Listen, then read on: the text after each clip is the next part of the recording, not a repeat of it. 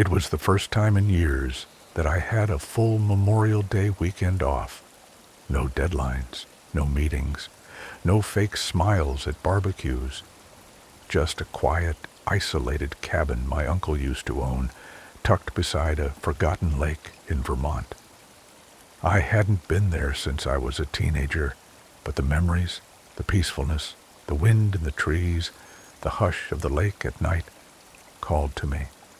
I needed the solitude, or at least I thought I did. I arrived Friday evening just as the sun dipped behind the tall pines. The air was thick with pollen and the scent of wet moss.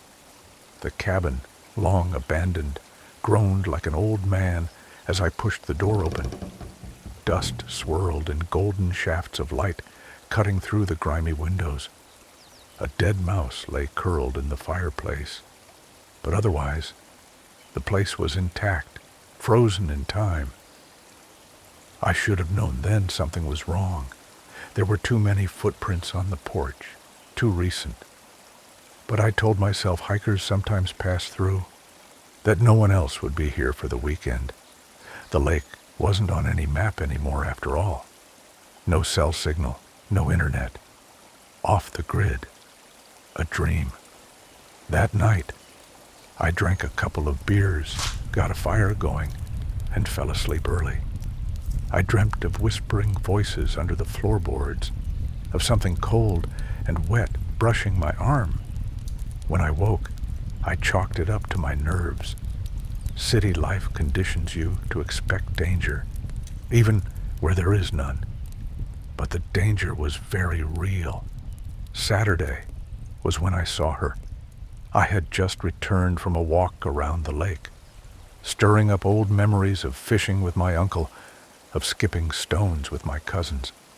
When I saw her sitting on the edge of the dock, long black hair, pale legs dipped into the water, swaying slightly as if to a rhythm only she could hear. She wore a white sundress, soaked at the hem. I froze. She hadn't been there 10 seconds earlier. "Hey," I called out cautiously. "Are you lost?" She turned, and I swear my heart stopped. Her face was beautiful, no, perfect, but in an uncanny way, like a porcelain doll. Her eyes were a deep gray, like storm clouds, and they never seemed to fully focus. "I live nearby," she said, standing. "Didn't mean to scare you." Her voice was light, melodic, but oddly flat, like she was reciting a line. Still, I found myself smiling. "I thought no one else came out here anymore." She shrugged, stepping closer. "Most people don't, but I like it here, especially on weekends like this." "What's your name?" I asked. "Ilara." Of course it was, a name that belonged in myths and songs, not real life. We talked for an hour, or maybe it was 2. Time blurred around her. She had an otherworldly quality I couldn't place, something both inviting and off-putting. Her words were strange, too. She asked if I believed in spirits, in old gods, in blood memories. I laughed it off, but she didn't. When I told her I was staying in the old cabin, her expression shifted just slightly. "That place has history," she said, brushing her hair behind her ear. Her nails were too long. "You should be careful." "Careful of what?" She smiled, and for a second I thought I saw her teeth were sharper than they should be. "Of what wakes when people forget." That night, she knocked on my door. She was soaked, said she'd gone swimming and lost track of time. I handed her a towel, offered her the fireplace. She slipped off her wet dress without a hint of modesty and stood in nothing but her skin glistening in the firelight. I tried not to stare. I failed. "Do you mind?" she asked, already curling up in the blanket on the rug. "It's cold out there." I didn't mind. In fact, I wanted her to stay, even when something inside me, the instinct honed by city years, by true crime podcasts and street smarts, told me She didn't belong here. We drank, talked more, shared stories. She asked strange questions. Do you ever feel like you've lived another life? Would you die for something you loved? Do you believe the water remembers things? At some point, I leaned in to kiss her. She kissed back, but there was no warmth. Her lips were cold. Her breath smelled faintly of lake water and earth. When I pulled back, she was staring at me like I was a bug pinned to a board. "Don't fall in love with me," she whispered. "Too late," I joked. But I wasn't joking. Sunday morning, she was gone. I found wet footprints leading from the fireplace to the front door. No sign of her in the woods, at the lake, nowhere. I waited all day. I couldn't eat. I couldn't think. Her presence lingered like perfume, too strong, too sweet. That night, the dreams got worse.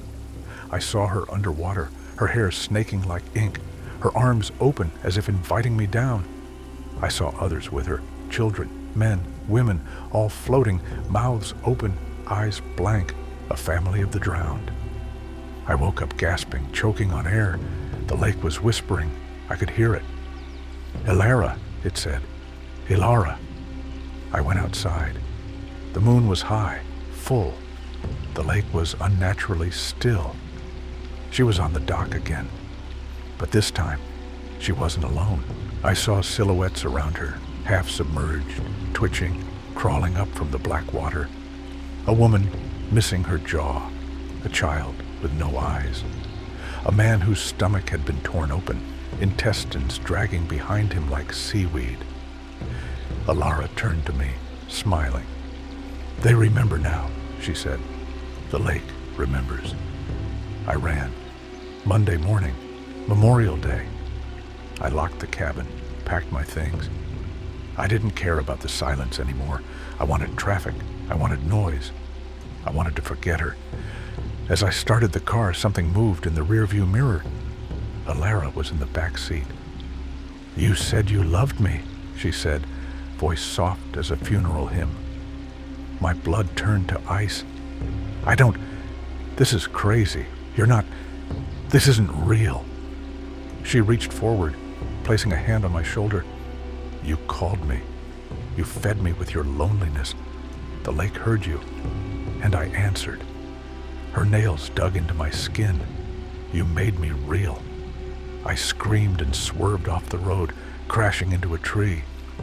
When I came to, the car was empty, no sign of her, but my shoulder burned with the imprint of her hand. It's been a week.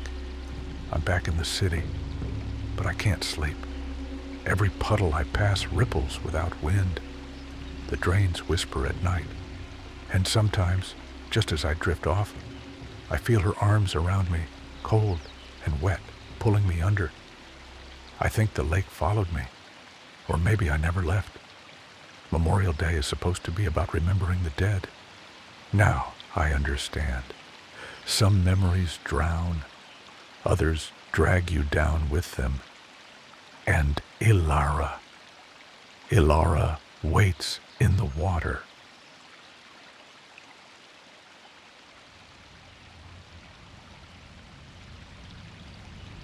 May 24th, 2002, somewhere in northern Wisconsin. They say the lake doesn't forget. That's the kind of cryptic bullshit my grandfather used to mutter when we were kids. Just the kind of phrase that crawled into your brain and nested there. I never really believed it until that Memorial Day weekend. It started off like it always did. Me, Nathan, my mom and dad, my little sister Claire, and my brother Jacob packed into the station wagon, headed for our lake house. A long weekend of grilled hot dogs, board games, mosquito bites, and Mom trying to get us to connect as a family. The place hadn't changed since the 80s. A creaky wood A-frame with mildewed carpets and a view of a lake that looked more like a black mirror than water. It was remote. No phone lines, no neighbors for miles. Just the wind through the pines and the occasional sound of something splashing in the distance. We got there Friday afternoon. The sky was overcast, heavy, like it had something it wanted to say. It was warmer than usual, and there was this electric smell in the air, like before a thunderstorm. I should have paid attention to the signs. That night, while everyone else was asleep, I stood out on the back porch, looking over the lake. Fog skimmed the surface like fingers. I thought I saw something bobbing in the water, pale, just under the surface, maybe 10 feet from the dock. Then it moved, not with the current, but like it was pushing through the water toward the shore. I backed up fast and went inside. The storm hit Saturday morning. Wind howled through the trees, bending them almost sideways. Rain fell in sheets so thick we couldn't see the dock. The power went out by noon, and we lit candles, trying to pretend like we were camping. Dad kept saying the lake had always had weird weather patterns, that we were safe as long as we stayed inside. But then Claire started talking about the people she saw in the water. She said a woman with no eyes was standing at the edge of the lake the night before, staring at her bedroom window. She asked me to come swimming, Claire whispered. She said she was lonely. By Saturday night, Jacob was gone. We found the front door wide open, rain pouring in. His shoes were on the porch, soaked through. The muddy footprints led down the steps to the lake. We searched until dark, but it was useless. The storm wouldn't let up. Trees fell across the road leading out. We were stuck. Mom cried all night. Dad tried to call for help, but the landline was dead, and our cell phones couldn't get a signal out there in 2002. At around 2 a.m., I woke up to a tapping sound. Slow, measured, tap, tap, tap, at my bedroom window. It was Jacob, soaking wet, his skin grayish blue, his eyes blank, like they weren't his anymore. He just stood there, water dripping from his clothes, head cocked slightly to the side. And then he whispered, "It's not so bad down there. Come see." By Sunday, we were all breaking apart. Mom barely spoke. She sat in a chair by the window, murmuring prayers. Dad had boarded the doors and was keeping a fire going, even though it was warm, like he thought fire would keep them out. But it didn't, because they were already in the house. I saw them, in mirrors, in reflections. Jacob wasn't alone. There were others, faces half missing, skulls caved in, mouths twisted like they'd drowned screaming. People who had died in the lake, who had stayed there. We found old newspapers in the attic, stories from the 60s and 70s, families that went missing, a teenage couple who vanished during a storm, kids who drowned and were never found. Their pictures looked like the ones I'd seen through the fog. Monday morning, the day we were supposed to go home, I found Mom floating in the tub, eyes wide open, mouth full of lake water, and Dad was gone. All the doors were still locked. It was just me and Claire, until Claire opened the front door that night, barefoot in her pajamas. "They're calling," she said. "They say they'll stop if I go." I held her tight. I begged her not to, but she smiled, vacant, like she was already halfway gone, and whispered, "Don't worry, Nate. You'll follow soon." She walked straight into the water and never came out. It's been 23 years, and I've never gone back. But I hear them sometimes, when I close my eyes, in the shower, in the rain, in the silence just before sleep. They call to me, in Jacob's voice, Claire's voice, Mom's voice. "It's not so bad down here. Come see." And maybe one day I will, because the lake doesn't forget, and it never lets go.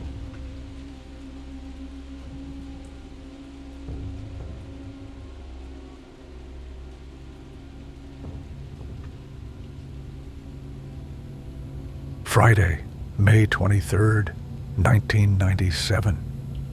The cooler door moaned when I pushed it open, like it knew the night wasn't done fucking with me. I was working the late shift at Harlan's Beer and Beverage out in Westmoreland, Pennsylvania. It was the Friday night before Memorial Day weekend, so you can imagine how busy we were. People stocking up for barbecues and boat parties, dragging out carts full of cases like it was Y2K. Harlan had left around 6, leaving me and Steph to manage the final rush. Steph clocked out at 10. I was stuck till close, midnight. At 11:22, I got the last customer of the night. He came in like he wasn't sure he should. I heard the chime of the door, but it was slow, hesitant, like he pushed it open with 2 fingers. I looked up from the register. The guy was tall, rail thin, with a pale yellow raincoat, even though it hadn't rained in 3 days. Hood up, just stood there in the entryway, dripping with sweat or something worse. His eyes didn't move right. He stared at me too long, and then past me, like he was seeing something I wasn't. "Help you find anything?" I asked, trying to keep it casual. No answer. Just turned and shuffled toward the walk-in cooler like he'd been here 100 times. I watched him go, then realized I'd been holding my breath. He came out a few minutes later with a 30 rack of Bush Light. Sat it down with a heavy thunk, like he wanted me to feel it. "That all?" I asked, avoiding eye contact. Still no answer. He just nodded, slow. The hood shadowed his face, but I saw his lips twitching, like he was mumbling to himself. I tried not to look too hard. I scanned the case and told him the total. He handed me a $50 bill. His fingers were cold and damp when they touched mine. Felt like they'd been soaking in cold water too long. I nearly dropped the bill.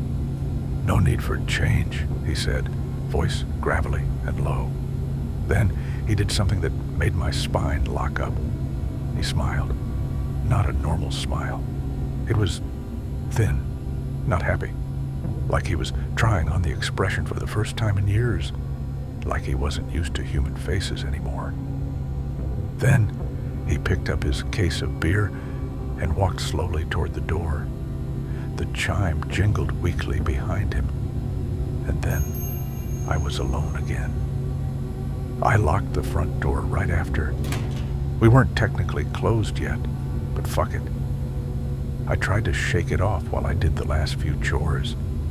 Took the trash out back to the dumpster. Lit up a Marlboro to calm my nerves. The night air was warm and still, but the shadows beyond the alley felt too thick, too interested. The dumpster lid slammed shut harder than I meant to. I froze. Heard the echo bounce off the alley walls. And then I heard breathing, not mine. Heavy, wet, labored. I whipped around. No one. But the far end of the alley was black, like the darkness pooled there was thicker than anywhere else. I didn't like how it felt, like something just stepped out of sight. I dropped the smoke halfway through and went back inside. 11:57 p.m. All the lights were off except for the one over the register. I was sitting there, counting the till, when I heard the knock. Not the door chime. A knock from the glass. It was just 3 slow knocks, too loud for someone using their knuckles. It sounded like bone on glass, sharp and deliberate. I looked up and saw the outline of a figure just standing there. It was him. Same raincoat, hood up. But this time, his face was pressed against the glass, not looking inside, listening. I could see his ear against the pane, like he was waiting to hear something. Then his fingers spread out and tapped, almost like a spider testing a web. I backed away from the counter and killed the last light. The tapping stopped, and then silence. I crawled on the floor toward the office and back, heart pounding. The security monitor showed the parking lot, lit by one flickering pole light. The guy wasn't there anymore. I watched the screen for what felt like forever. Nothing. I told myself he'd left, that it was just some psycho looking for trouble, maybe drunk, maybe high, maybe just bored. But when I finally worked up the nerve to go outside, he wasn't gone, because the bush light he bought was sitting right there, on the hood of my car, unopened. Condensation still fresh on the cans. There was a note under it, written in some smudged, wet black ink. Just wanted to see if you were paying attention. And below that, scribbled like a signature, see you Monday. I didn't go to work Monday. I don't work there anymore. And I don't drink anymore either. Not after what I saw on the security tapes the next morning when Harlan called, pissed I'd bailed. He said the cameras caught nothing. No man in a raincoat. No beer left on my hood. But the part that still keeps me up, the footage did show me, standing at the register, smiling, wide, too wide.